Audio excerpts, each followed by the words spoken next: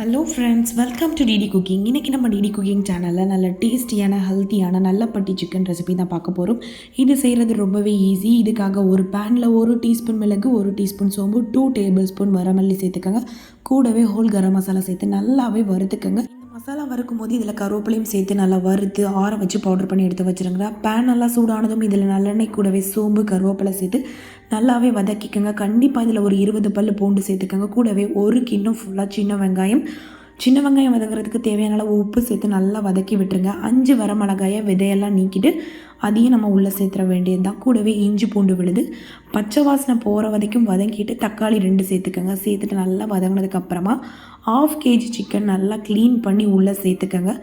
நல்லா ஒரு 2 மினிட்ஸ் நல்லாவே கிளறி கொடுங்க. நல்லா மிக்ஸ் பண்ணதுக்கப்புறமா 1 டீஸ்பூன் மிளகாய்த்தூள், 1/2 டீஸ்பூன் மஞ்சள் சேர்த்துட்டு நல்லா மிக்ஸ் பண்ணி விட்டுற வேண்டியதான். வறுத்து வச்சுருக்கிற மசாலா ஆறுனதும் நல்லா பவுடர் பண்ணி உள்ளே சேர்த்துற வேண்டியதாங்க. நல்லா 1 டேபிள் ஸ்பூன் கரெக்டாக சேர்த்துக்கோங்க. அப்போ தான் சூப்பராக இருக்கும்.